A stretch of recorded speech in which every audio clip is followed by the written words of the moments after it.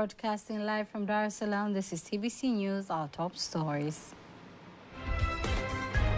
Samia reshuffle targets more effective performance.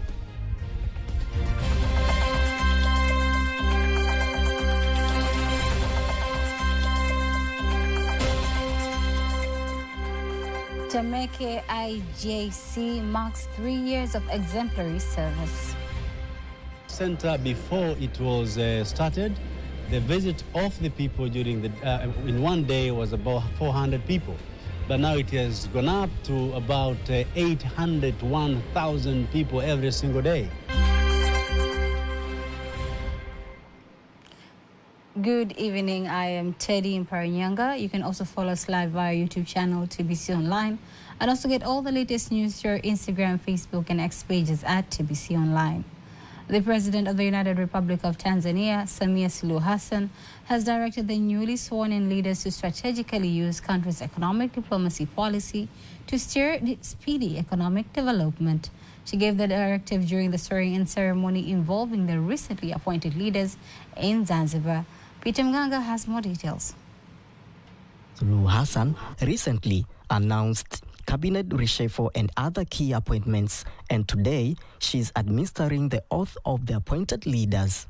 Here, President Samia Suluhu Hassan directs the newly appointed ambassador to use their new positions to leverage what international diplomacy can offer. Wengi wenu ni wale wenye foundation ya kiaskari. Majority of you have the police foundation of rushing. So I want you to go and represent Tanzania well. But majority of you will go to the frontline states, the 6 countries that we fought together in the liberation of Africa. But our political situation is not good for now. There are ups and downs in countries such as Mozambique. So we want you to go and put efforts. Furthermore, President Samia Suluhu Hassan gives instruction to the newly reformatted Ministry of Information, Culture, Arts and Sports, directing the ministry to oversee the information sector well and solve all the challenges facing the sector. With your experience and how you speak, with your journalistic skills and advocacy skills, I think you will go well with the information sector. You know well their challenges and complaints. Go and hold the media sector. On the other hand, President Samia Suluhu Hassan says Tanzania will nominate Professor Mohamed Janabi as a candidate for the position of the Region Director for the World Health Organization, WHO, Africa Region. Tumeangalia CV nyingi. We have looked at a number of CVs. We have had like 5 CVs, and we saw that you can be taken to the competition at WHO. So we are preparing you to go there. When the time comes, we'll put you and your CV and we'll submit you to the competition. So from now onwards, prepare yourself for that. The Vice President, Dr. Philip Mpango, urges all the appointed leaders to focus their work on bringing development to the citizen and the nation at large. I'm encouraging you all to do your jobs that the President expects you to do, and all Tanzanians go and cooperate with the leaders that will find you in appointed positions. We have to go and work as a team. The newly sworn-in leaders are to commence their duties immediately, while the newly sworn-in ambassadors are waiting to be assigned duty stations.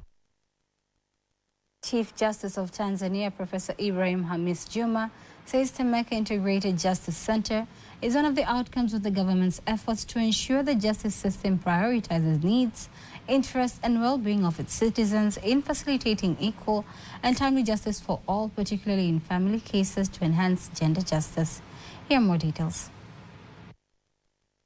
Of Tanzania, Professor Ibrahim Hamis Juma made the remarks at the center marks 3 years since its establishment, succeeding in implementing the objective of the Judicial of Tanzania Strategic Plan for 2020-2021 to 2024-2025 through a special improvement program supported by the government of Tanzania and the World Bank loan. It is true that the establishment of family courts is important step in improving the provisions of justice, especially for family-related issues. Organizations like TAMWA and TAULA, as well as centers like the Temeke One-Stop Judicial Center, contribute significantly to this process by providing legal aid and changing the community's thinking about family rights. On the other hand, the Chief Court Administrator, Professor Elisante Ole Gabriel, says the center has provided virtue in providing comprehensive services in one location, symbolizing one of the Tanzanians' transformative projects aiming at improving access to justice, especially for women and vulnerable groups. That center, before it was started, the visit of the people during in one day was about 400 people. But now it has gone up to about 800 to 1,000 people every single day. And it is performing a tremendous job. And when we talk about the Temeke Integrated Justice Center, it is a 4-story building which was built by a cost of 9.42 billion Tanzanian shillings. That is a World Bank loan, a soft World Bank loan taken by the government of the United Republic of Tanzania to build the 6 IJCs. The Judicial One-Stop Center has served 580,610 cases. Amongst those served, 311,183, equivalent to 53.6%, are women. 265,985, equivalent to 45.8%, are men, and 3,442, equal to 0.6%, are children. Antonia Kivaria, TBC News. The Commissioner of Prisons and the Supervisor of the Correctional Services Division in Prisons, Bertha Minde, has said that the Tanzania Prison Service has the responsibility to ensure that children in prisons are protected and safe from acts that may affect their physical, cognitive, and emotional development while in prisons. Here's a report by Remia Sinti, read by Faithan Gaga.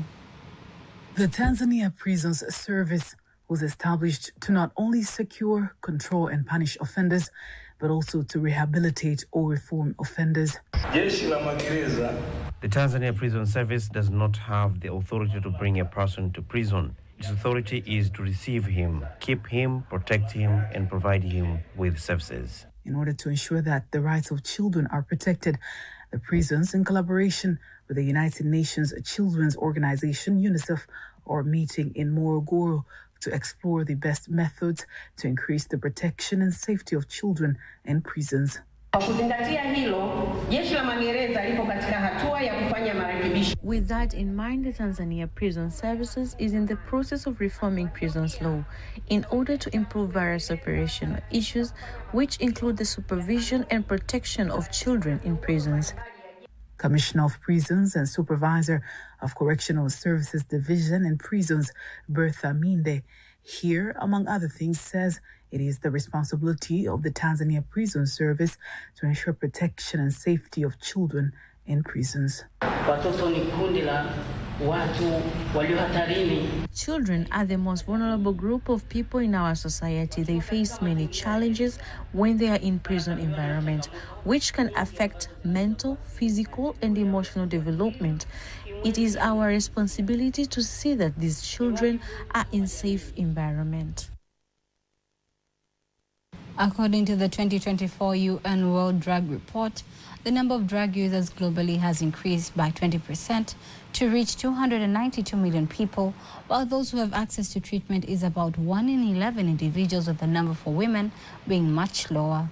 Speaking to TBC News in Arusha during African Union Global Coalition Continental Consultation on Drug Demand Reduction, the Deputy Assistant Secretary, Bureau of International Narcotics and Law Enforcement Affairs, U.S. Department, Maggie Nardi, says for the past few years, 110,000 people die of drug overdose.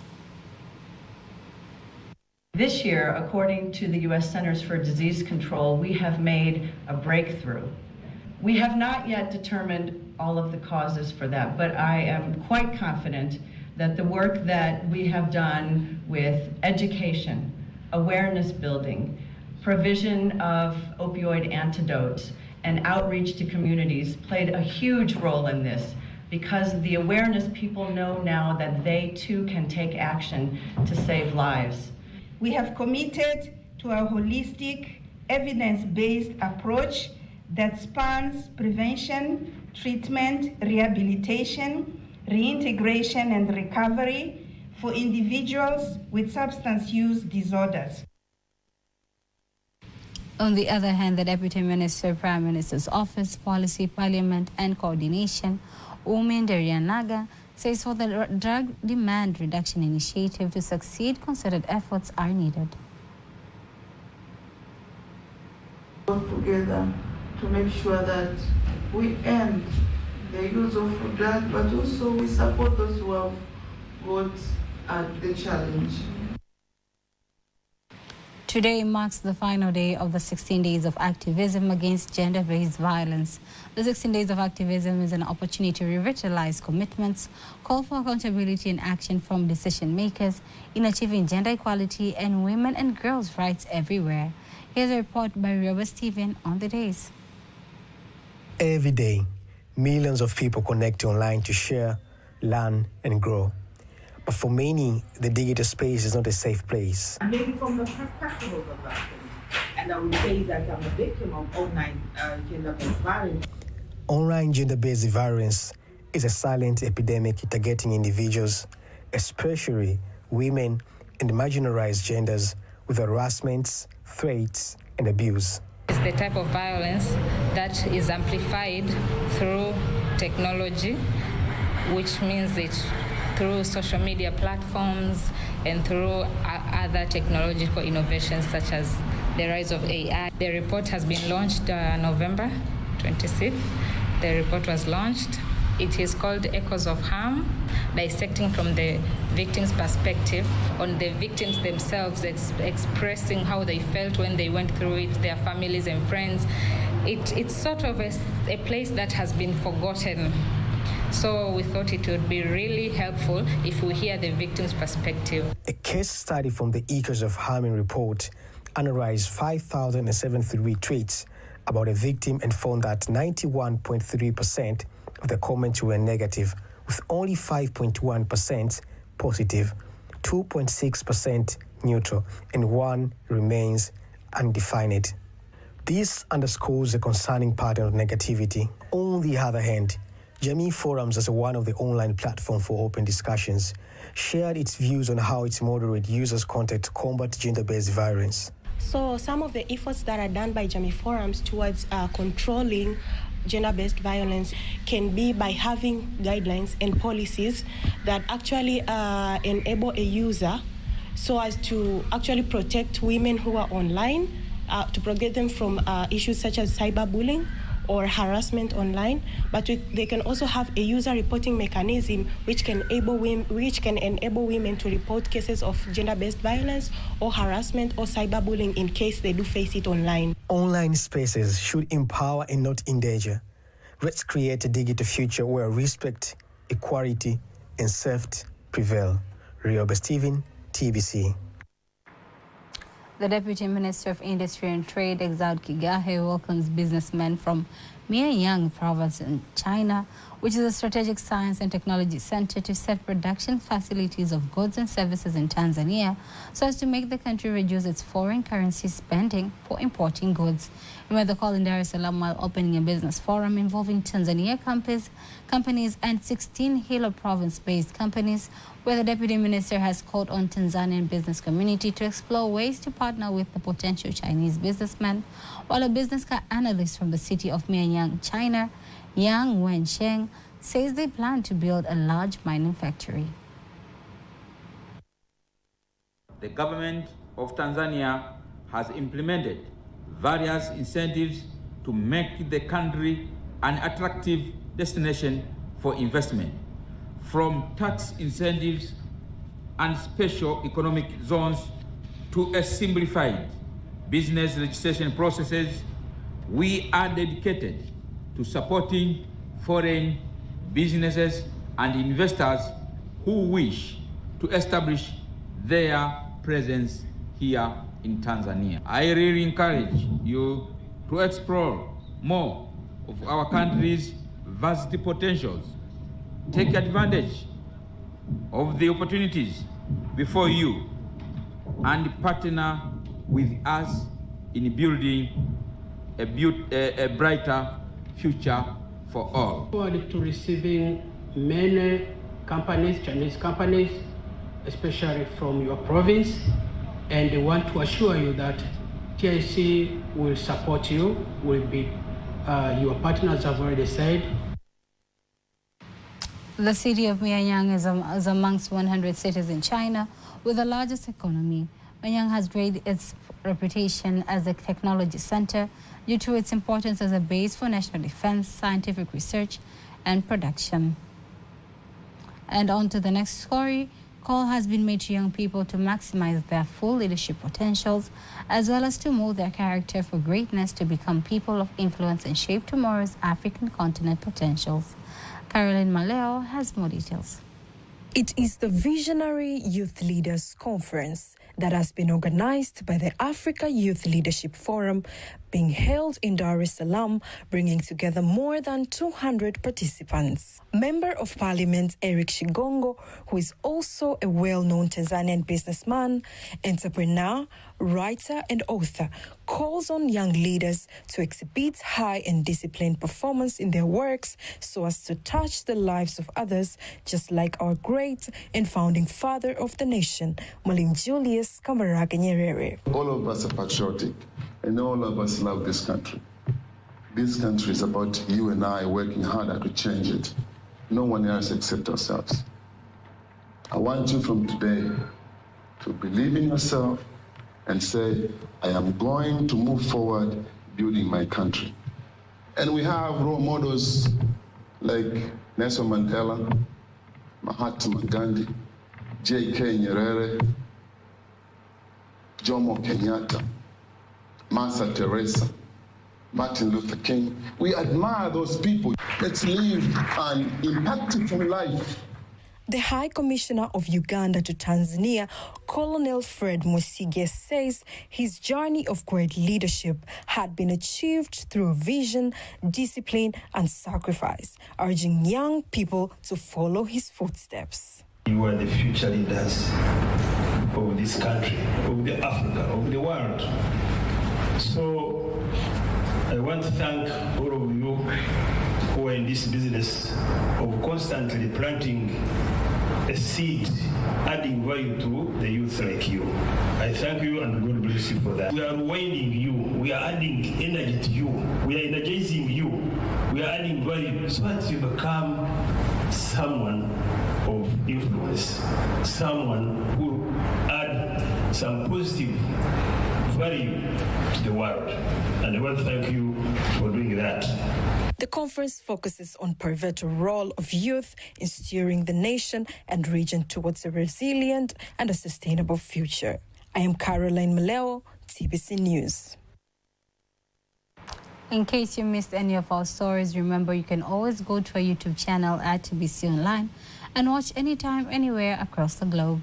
Before concluding the local news, let us take a look at today's exchange rates according to the Bank of Tanzania, BOT.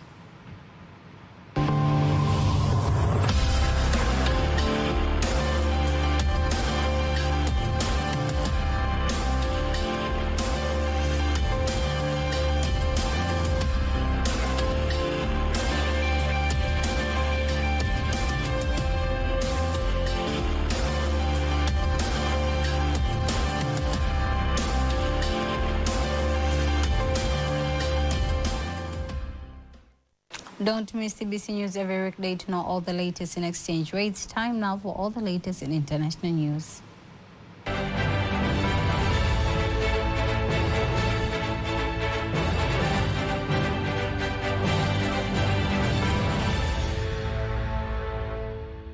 National news as compiled and read by Lulu Mohammed.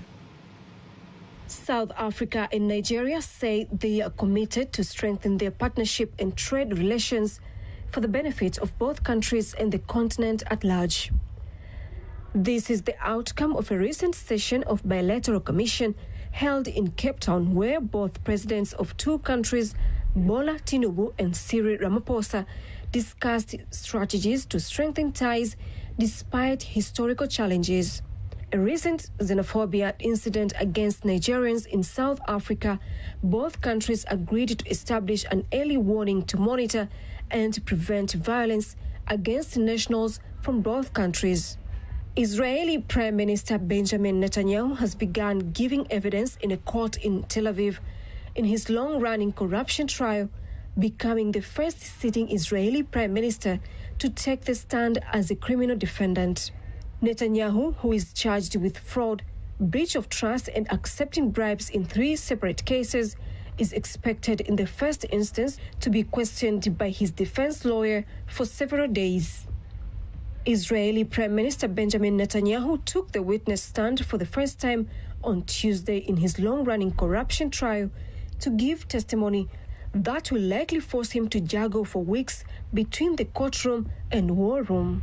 Netanyahu, who is 75 years old, is Israel's first sitting prime minister to be charged with a crime. The UN Secretary General Antonio Guterres has called for a thorough investigation following the killing of 184 people in the capital of Haiti, Port-au-Prince. One of the leaders of the criminal group has committed the murder of members of the voodoo practitioners, accusing the followers of the religion for his son's illness. According to the United Nations report, 5,000 people have been killed this year following years of violence in Haiti. International news, sports news up next.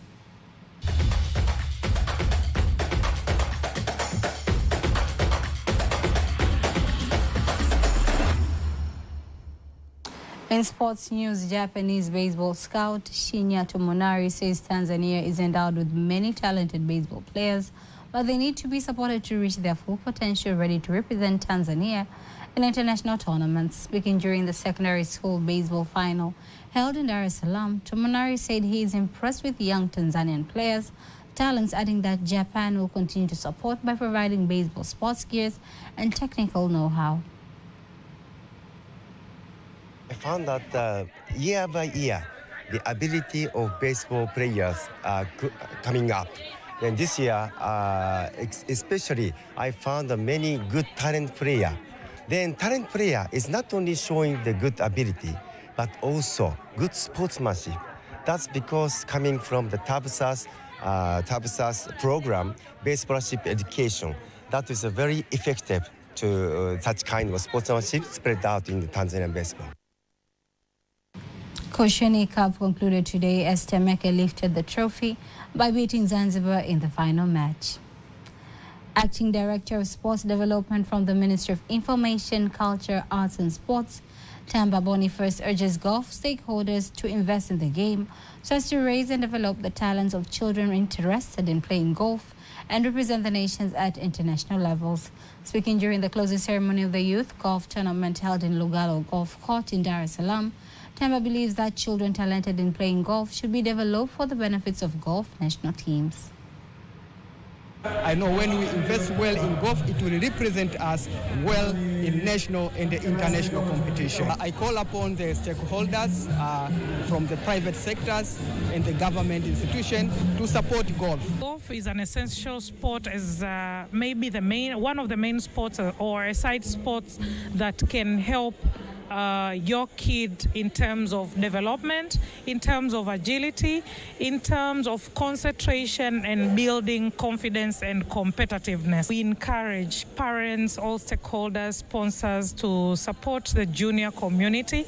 And even if juniors, for the kids, they can play multiple sports and any sport. As NCBA, we will continue supporting this game across this country until we see our junior golfers who are the future of this country.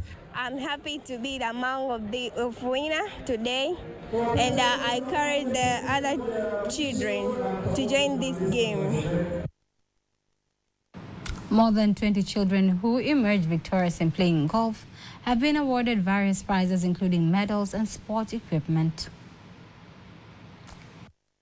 Cultural Center in Dar es Salaam says it is determined to use the famous Zurukhane wrestling game to deepen sports diplomacy with Tanzania and develop sports variety in Tanzania. Speaking after the two-day training given to various young people at the Iranian Cultural Center, the director of the center, Dr. Mohammed Marefi, says that the game is also a part of helping young people to strengthen their physical fitness and love for sports. Sport is one of our exchange cultural program. We have run here for 2 weeks, and some trainees from different parts of Tanzania, from Arusha, from Zanzibar, from Dar es Salaam. The Zuru Khane Tanzania game leader Abdallah Nyoni has thanked the Iranian ambassador for facilitating the availability of coaches to conduct 2-week training for the games, while one of the participants of the training says the game is an opportunity to develop their talents. We are happy and grateful to the government of the Islamic Republic of Iran through the Iranian army to bring a coach. And as you know, the Zuru Khane game has started many years. In Tanzania, we have started since 2005. As a participant, I would like to thank you very much for being able to bring this game at the young people to come out and be able to show something that we have.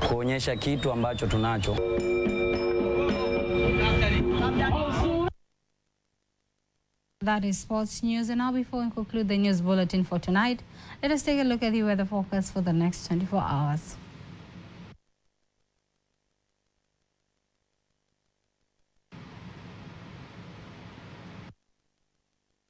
For the next 24 weather forecast, by starting with windy patterns, and for tomorrow we expect the light wind of 20 km per hour for Victoria, Lake Tanganyika together with the entire coast, and moderate wind of 30 km per hour for Lake Nyasa. And the state of the sea is expected to be slight.